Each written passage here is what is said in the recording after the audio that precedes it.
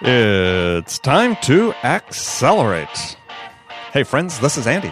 Welcome to episode 600. Yes, indeed, 600 of Accelerate, the sales podcast of record. It seems like just yesterday we were recording the first episode, and yet here we are at 600 already.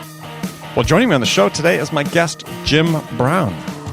Jim is a sales coach to the burgeoning and really vibrant tech community that's growing up in Indianapolis, and as well host of his own podcast called the SalesTuners podcast. I've had the honor actually to be a guest on Jim's show, and good interviewer, and you should check out the episodes on that show. Now, one of the key topics that Jim and I are going to discuss today, and I'm a huge believer in this, is that you have to write your own rules for success in B2B sales. So yes, you need to have a defined sales process, but within that process, you have to develop your own unique strengths, your own sales personality, your own sales voice, if you will. And it's really important to be able to do that. So we're going to dig into that. We're also going to dive into talking about how to build empathy, maintain your curiosity when you talk with prospects. I mean, these are basic personality traits that all sellers need to have, but most importantly, they're also skills that you can learn and develop. If you'd like to see the summary notes for this episode, go to andypaul.com/600. Now, friends, this is the last show of the year, or the last show before the Thanksgiving holiday, let's say. And if you're traveling this weekend, please be safe. I mean, there are a lot of people out there this weekend. I think today is supposed to be the busiest travel day of the year, perhaps, and Friday, also one of the busiest travel days. So I said, be safe. And since it's Thanksgiving, I also want to, say a few things that I'm thankful for as the holiday approaches. And first of all, most importantly, thankful for all of you who listen to the show, who send me your comments and your inputs and feedback to the show, saying, hey, what I could do better to help you and the things that you get value from. So I'm thankful for all of your support and thankful that I can provide a little bit of value, perhaps, to help you achieve your goals and your dreams. I'm also thankful for all those that have worked with me and worked so hard to put this show together. Certainly couldn't be done without them. In particular, Alec, David, Catherine, Tim, Ryan, Tina.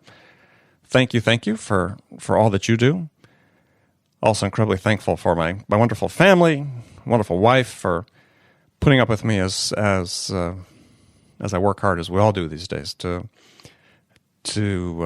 achieve what we're trying to achieve in our lives. So thanks again, everyone. Have a happy Thanksgiving. Be safe. Have a wonderful day.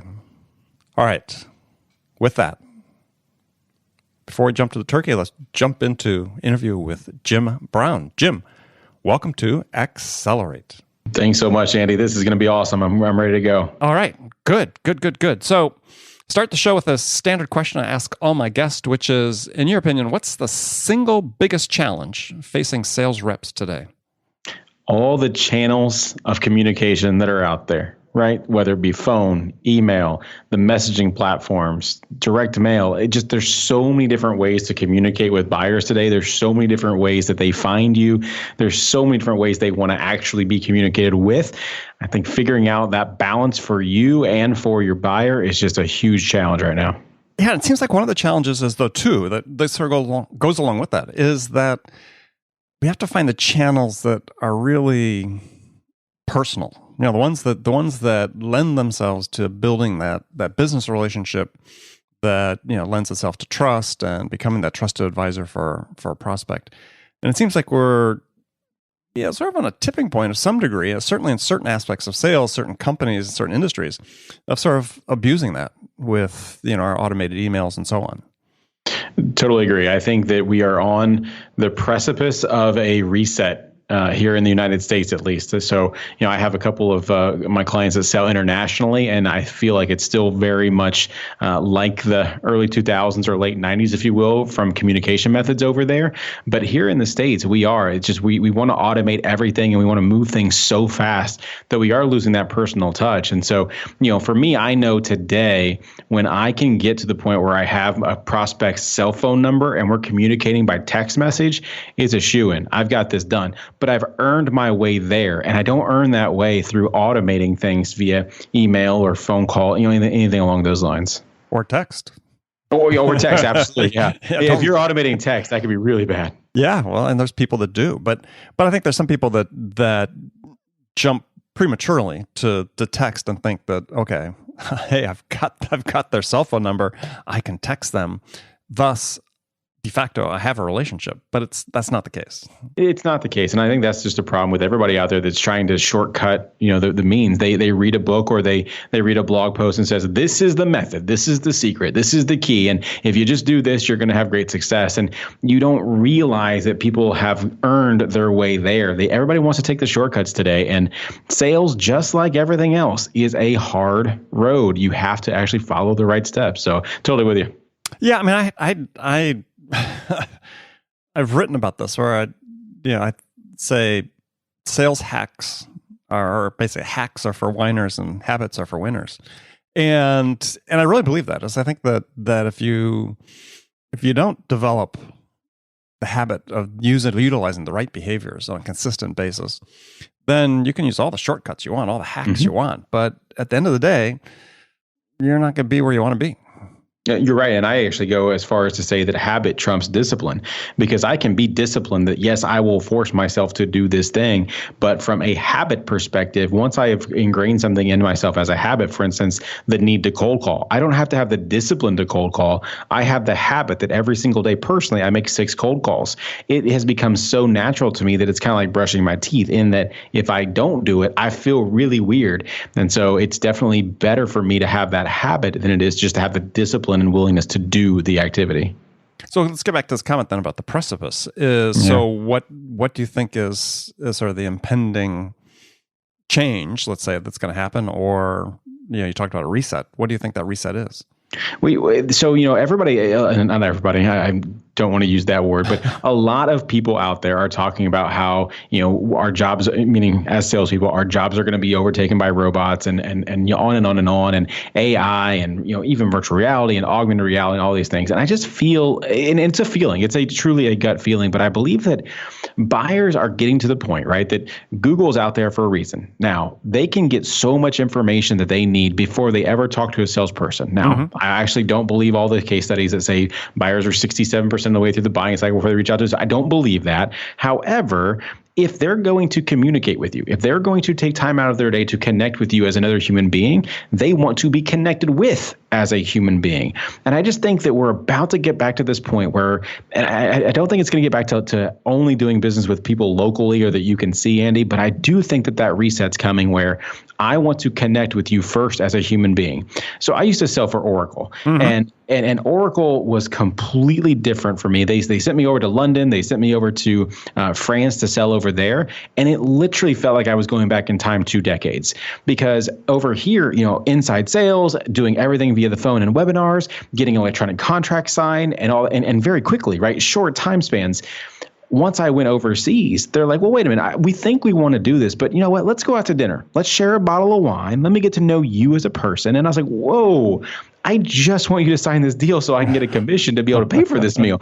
But that's how they still do business over there. They want to connect with you as a person and as a human before they do the business transaction. And I don't think we're going to go all the way back there, but I think that reset button is coming very quickly. Yeah, I mean, I would go so far as to say that most customers, and we're going to talk across all industries, companies of all sizes, and there's been research that's validated this, that people want to talk with people about decisions they make, critical decisions they have to make. And, there's a reason, for instance, take medical practices and medical care, healthcare, is that, they can, insurance companies and hospitals and medical systems can go back and scan millions of records of patients and say, for this condition, this is the type of outcome, this is the type of treatment we recommend. And, and they're in the process of doing that. But before the patient makes a decision about, have this operation or no operation or this treatment versus that treatment, what do they want to do? That's right. They want to talk to a doctor. They want to talk to a person. Well, and could you imagine though, Andy, let's say that a family member of yours, you just got a terrible diagnosis, right? A terminal illness. And because of, as you said, the AI and the computers, and they go out and they crunch all the numbers and it says, yeah, this person's going to die. And instead of having a doctor come out and talk to you, it literally just sent you a text and it says, yep, your person's going to die. Make sure you make the final arrangements. I mean, it's this concept of empathy. Like the reason why we are humans is because we have emotions. And so for me in sales, you have to have empathy for the buyer that you're sitting across the table from. So, and I'm totally fine with all the technology. I love technology. But one of the things that I'm starting to try my hardest to do is if I'm selling something over the phone, I say, hey, let's connect on Skype or let's connect via, and let's turn our webcams on. Are you okay with that? I just want to see who it is that I'm talking to, right? And making that personal connection, even though again you're still communicating through a computer. It adds so much power, and you can add body language back into the process. And as being a sales coach and sales trainer now in the work that I do, I understand now finally how important body language is to things, and being able to read people, how they're adjusting in their chair, and whether or not their arms are crossed, and things like that. So, but again, it all goes back to this concept of empathy and that human emotion, that human element.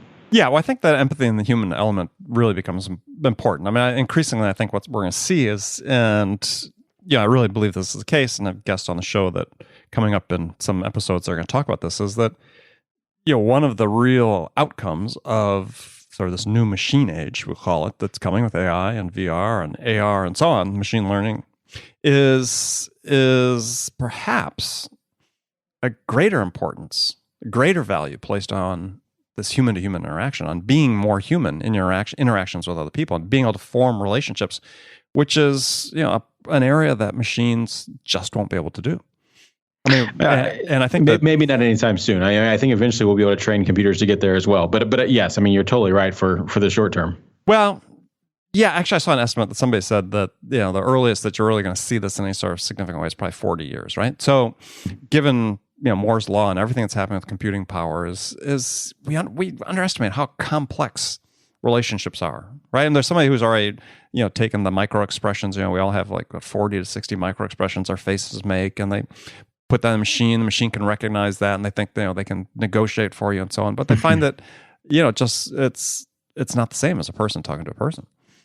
That's right. I mean, it's not all logical. We don't, we have this, the animal instinct, right? We grew up with the idea that there might be a lion around the corner and he's going to attack us. And so we don't always use complete ration and intellect during normal everyday activities, let alone selling and buying.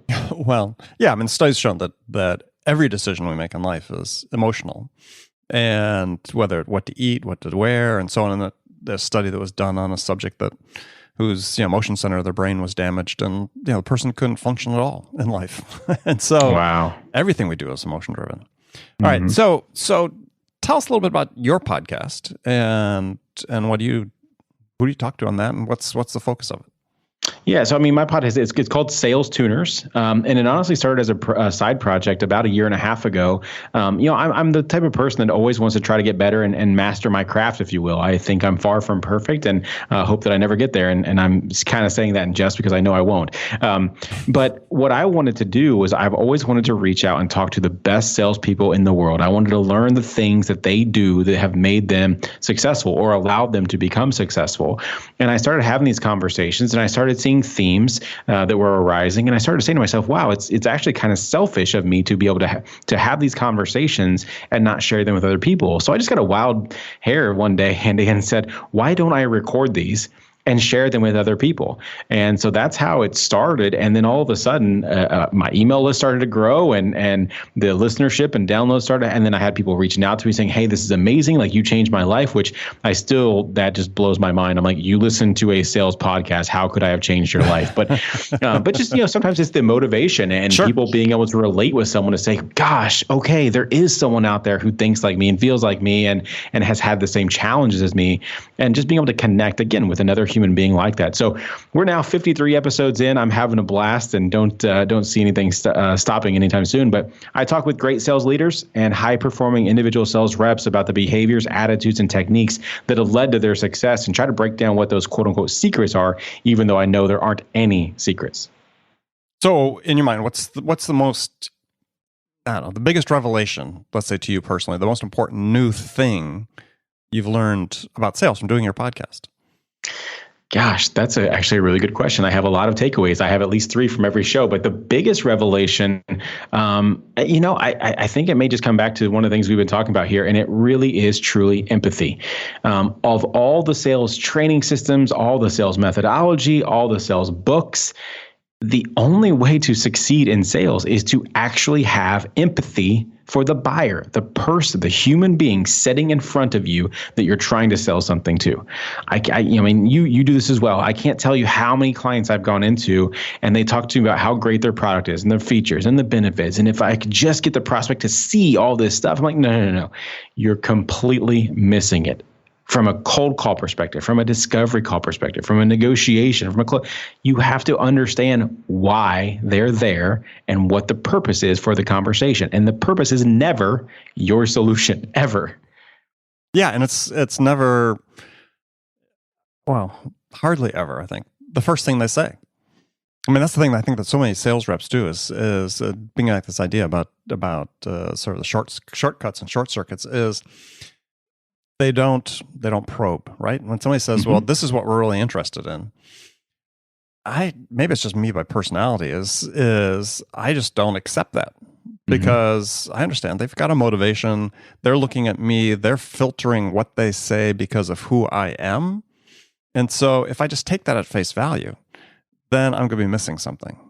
Well, totally. And so let me use a real practical example, right? I'll ask you, what's the last department store that you went into? Like a real brick and mortar department store? Nordstrom's. So you go to Nordstrom's, you have that pleasant greeter, say, hi, thanks for shopping at Nordstrom's. What can I help you find today? And you probably said to them, nothing. We're just looking. Right. But you went there for a purpose. So the first thing that you did as a buyer was lie to the person who's trying to help you, right? The salesperson, because you didn't want to be sold to. Well, actually, the purpose was I was transiting from one side of the mall to the other through Nordstrom's. Sure. So again, though, you had a reason and you still told them something wrong, right? Sure. But we have to think about that in our own selling cycles. The first thing the customer says to us, no matter what it is, more often than not is a lie. And so if they say, hey, we're only interested in looking at your demo of this product because we need to do X, Y, Z, right? Well, that's wrong. Thank you for telling me that. Now that you've said that to me, tell me more. What is it that you're actually wanting to see inside that demo? Why do you have the issue that you're telling me about? And you're right. It's just the inability for salespeople to probe. They think, oh, if I just show them how to click this button, that's what will make them buy. And it's fascinating to me to see this. So how do we change that? I mean, we have all these sort of fundamental behaviors you talk about, empathy being one amongst them. I mean, teaching empathy it's hard. Well, it's hard, but you also would hope that that's a value that people would learn growing up. That's right? true. It's funny. I had not actually thought about that, but yeah, you're absolutely right. I think all the other stuff that we talk about, from money weaknesses, that definitely goes back to childhood. Curiosity, well, that kind of goes back to childhood. Sure. But that actually would be the next thing that I would talk about is just actual curiosity, right? And even if you're not curious, try, right? Fake it, but be curious. Understand what they're trying to actually say to you when they say certain things. And again, this even goes back to body language. It's easier to see someone lie to you or tell you, it's basically show to you that they're not telling the full truth with body language. But when we sell over the phone, it's harder to see that. But having that curiosity to be like, okay, so I heard you say this, Andy. When you said that, what did you mean? And just having them. So one of the things that I love to do on a sales call is actually intentionally say, now, what was that again? Knowing that I heard it full well, but I'm asking that for a couple of different reasons. One is if I asked you to say, hey, repeat what you just said, I may literally be asking you to repeat exactly what you just said because I didn't hear you. But it doesn't matter. You're never going to repeat it exactly. You're always going to expand upon what it is that you just said. And so sometimes that's all I want them to do. I just want them to expand upon what it is they just said so that maybe I can understand it a little bit better. Other times, I just want them to repeat a key point so that they hear it themselves again. Mm-hmm. Mm-hmm. No, I think those are all good techniques. So I think that there's people. One of the triggers, let's say, for curiosity, and there is a trigger for curiosity, is when you ask that question. And there's a skill which I talk about is you have to learn how to listen without your filters. And if you learn to listen without your filters, then that's the trigger to say, okay, I need to crank up my curiosity at this point because they've told me something. So now I need to think about this image in my mind, this is my response to the trigger is I'm going to crank up my curiosity. That's my next thought. And I think having that visual image of cranking it up in response to their response, or their answer, it's great for people to think about, okay, ask the what else can you tell me about that, or could you repeat that question, and so on. That gets them to draw out a little bit more of the detail. It's very true. I do a lot of different evaluation techniques with my clients, and I take some of these myself as well. One of them is the divine inventory that looks at the behaviors that make up the core competencies of a successful salesperson. And one of the behaviors, is listening. And I have a listening score of 2 out of 99. And it doesn't mean that I can't listen. It just means that I choose not to. I have those filters that all I'm looking for is for you to confirm my known bias. And as soon as I hear it, I'm taking it and running with it. Now, if I just went through the world using my listening score of 2, I would actually be a pretty horrible salesperson. But I have to train myself to go through a process to your point, to turn off that filter and now actually be curious, right? Pretend that I don't have the assumptions or the curse of knowledge or anything along those lines, and actually just probe, just pretend to be a dummy, because more often than not, I just truly am the dummy. But just pretend to be a dummy on purpose so you can ask the right questions and get that person to go, as you said, a little bit deeper, get them below the surface to where the real pain and the real problem actually exist. Yeah, I mean, absolutely. I mean, listening is it's a very tricky thing, because we all have these biases, and we have to learn how to set those aside when we ask people a question. We talked about the confirmation bias, and everybody talks about the 50 cognitive biases that we all have. But there's something even more fundamental just about the person that we're talking with, right? I mean, as humans, we're sort of tribal, and we're talking to other people. They're not our tribe. And so when we ask them a question, they give us an answer, we're filtering it based on who they are. And, a perfect example is, again, we talked about healthcare before, is, when doctors come into an examining room to examine a patient. There's a study, my wife teaches medical school, so she brought this up, but it's like, I don't know, a couple dozen filters that doctors have to, work their way through, biases, in order to really listen to the information that the patient's conveying to them. And we have no fewer than that ourselves, and we talked to a prospect for the first time. Yeah. Well, and it's funny, even just the idea of the white trench coat, right? When they come out with that, just that is another bias or filter that we have to get through. So maybe I need to marry someone who works in the medical field to understand that a little bit more. I like that, Andy. Well, there's a great book that people can read. This might be easier. Go for it. Yeah. And it's called Blind Spot. And okay. Blind Spot, I'm trying to get to the, on my app here. It's called Blind Spot, The Hidden Biases of Good People. And these are professors from, I think, Harvard or something, have done extensive research, and they actually have these tests online that you can take that actually sort of measure your biases. And it's kind of sobering, actually, because you can consider yourself extremely egalitarian and take these tests, and they're called implicit association tests. And I think if you go to implicit association tests, if you search for it, you'll get to the site. Very quick, very easy to take. But they've been taken millions of times. They really sort of highlight for you what your biases are. And so about a variety of different subjects. But what it really highlights for you is that, they're in operation every time we talk to another person. And it impacts how we listen to what they say, and it impacts how we communicate to them and what we tell them. Well, I will tell you, as soon as we get off the call here today, I'm going to be looking this up and trying to figure out what those biases are for me. That's fascinating. So you have to be conscious of this. And this is, I think, a lot of what you're saying, it mirrors what I talk about is in my books and so on, is that selling is a deliberate act. And if you're not thoughtful about every action that you take, every interaction you have with a prospect, then you're not going to build the relationship you want. You're not going to have the success that you want, both in sales as well as in your life, even if you can't build those types of relationships. Absolutely. And just to echo, or I guess expand upon that fact of sales is deliberate, I will say, for me, I teach people that sales, the sales process and sales calls should happen with prospects, not to them. And I've seen way too many salespeople think that, oh, I got to go do this thing for the prospect. And no, it's not a dance. Involve them. Right. And so, yeah, I'm with you. Well, it sort of resonates about something you wrote about, one of your takeaways from your recent episodes with Dan Fantasia, which I thought was, what a fantastic name, is for sure. Is you said, you have to write your own rules. Yep. And I know what I took away from that, but why don't you tell people what you said you meant by, in sales, we have to write your own rules? Well, it's just interesting because, once you graduate college, for the most part, all of the expectations that have been placed upon you are done. Right. There's no one really that's going to care anymore about what it is that you do. And you could talk about bosses and all that kind of stuff, but really you're on your own at that point. And so you have to actually write your own rules. You're the only one who's ever going to care enough about yourself to get something accomplished. And so in sales, it's the same thing. You are basically the CEO of your territory, the CEO of your book of business, the CEO of the sales process. Right. And so you have to kind of write your own rules and give yourself permission to do certain things. I like to have a theme for myself every year. And my word for this year was actually permission. Last year was intentional. I wanted to be intentional. This year is permission.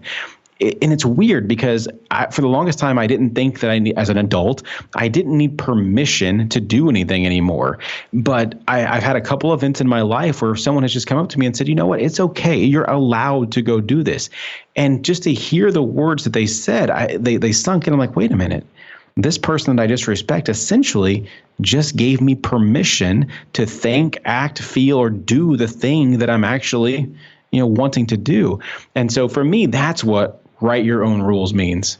Yeah, and I took a little more from it, or maybe a little different angle on it, because this is a really important thing for me, is I think that one of the things we're seeing in sales, especially with all the automation and sort of the heavily scripted sales processes, the rigid sales processes, with all of the quantity metrics and quantity-based activity metrics that exist, is that, especially in the early part of their career, salespeople are not being given the freedom to develop their own style and their own strengths, what makes them unique and different compared to everybody else, because they're feeling constrained by the process and by the numbers and so on. And I think back to when I started in sales, which was ages and ages ago, but we had a process. We had training, extensive training, went through more extensive training than anybody in the tech business is getting these days. So it was work for a big company. I got 10 weeks in my first year of sales training, away from the office in a facility, 500 miles from home. And so we had the prescribed process, but we also were given the freedom to do what it took for us to succeed, that played to our strengths and our unique skills and our unique abilities to develop relationships and so on. And I think we've lost a lot of that in many cases. And I think that's a problem, right? We talk about many of the issues that affect us in sales. I think this is really a big one. I think it's a huge one. I think there's multiple things that you said that we could unpack. One is, when I got to Oracle acquired one of the companies that I led sales for. And, I had never really so I paid to put myself through the Sandler sales training program about 10, 11, 12 years ago, something along those lines. And that's the only reason I had formal sales training. And today, you talk about it, like most salespeople, most tech salespeople have never had any formal sales training. They show up at their company, they're taught products, features, and benefits, and they're kind of told good luck and go out on your way. So, and we think that we can just take the playbook, right? So I live in Indianapolis. One of the biggest acquisitions we've ever had is ExactTarget when Salesforce bought them for $2.5 billion, right? Well, there have been so many of these sales leaders, right? Former sales leaders from ExactTarget who've gone out now and they're the VPs of sales at other companies. And they just think, I'm just going to steal the playbook, right. from ExactTarget, and it's going to be great. And they are struggling. And they're struggling for so many different reasons. They had the content, but they never actually had the context. They didn't understand why certain things were working. Sure. And so now they're trying to just beat into the heads of these young green sales reps who've never sold anything, don't have any business acumen, and don't have the clout or brand of ExactTarget behind them. And they're wondering why they are not successful in sales. And so not only is it the fact that they don't get to show their own strengths, it's just they're being measured to a completely different thing that doesn't work. Like the salespeople that came out of Exact Target, some of them had great success. I'll be very clear. But some of them would fail in other situations just simply because it's not Exact Target anymore. Sure. And so it's crazy. You talked about the automation and all those kinds of stuff. It's just like, just do this. Well, you can keep banging someone over the head with a hammer saying, just do this, just do this, just do this. But if they don't understand the why behind it, it will never make sense to them. So even if they have success in it, they'll never understand why. And so I think that gets to the point of what you're saying is, let people be themselves. Like, let me figure out why you want me to do that. Then I can just play to my own strengths and get what you want accomplished. But it's not because you told me to. It's because you explained to me why. Yeah, I mean, in my first job, after my first training class, I was sent back home with, and I've written about this in the past, is with an evaluation from the instructors. And this was, a large company at the time, multi-billion-dollar company, and they sort of used that first training class as a weeding event. And people who didn't do well in the training got weeded out. And and so I came back. I thought I did great, and I handed the envelope to my branch manager and went back to the sales bullpen, started making calls, And, he calls me into his office, and he's looking at this evaluation that I hadn't seen. And he says, "So how do you think you did?" I said, "Well, I thought I did great." He said, "Oh, well, they think we should fire you." Wow. And I said, "Why?" They said, "They thought you were too analytical." Now, you think back, and this was a while ago, but they thought salespeople all fit a very common stereotype, right, which is not entirely different than the stereotype we have today for salespeople. That's absolutely right. That hiring managers use because, look, I want an aggressive hunter, and I'm a curious problem solver, analytical, and fortunately, my boss, crumpled the paper up and threw it away, and gave me an opportunity. But it was completely different than anybody else he'd ever hired. But, so were you a C on the disc profile? Is that what I'm kind of taking?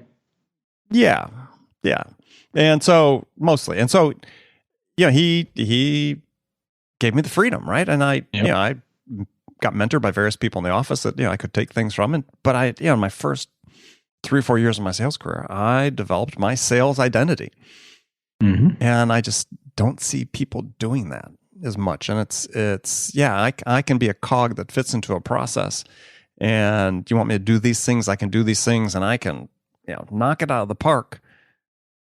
But, when we look at success rates in many sales industries these days, or many industries, like in SaaS business, the close rate's kind of low. It's extremely low. Yes. And so, but they accept it as thus. That's the price they pay for the way that the whole process is set up. Well, it doesn't have to be that way. I feel like we're coming to sermon here. We're just going to preach. I mean, I'm with you. Absolutely. It's crazy things. I see close rates of, 20 to 30%. And they're like, man, that's really good. You're just killing it. I'm like, wait a minute.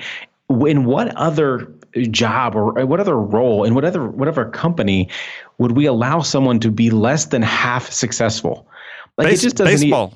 Well, I know 3 out of 10 gets you to the Hall of Fame, but still, right.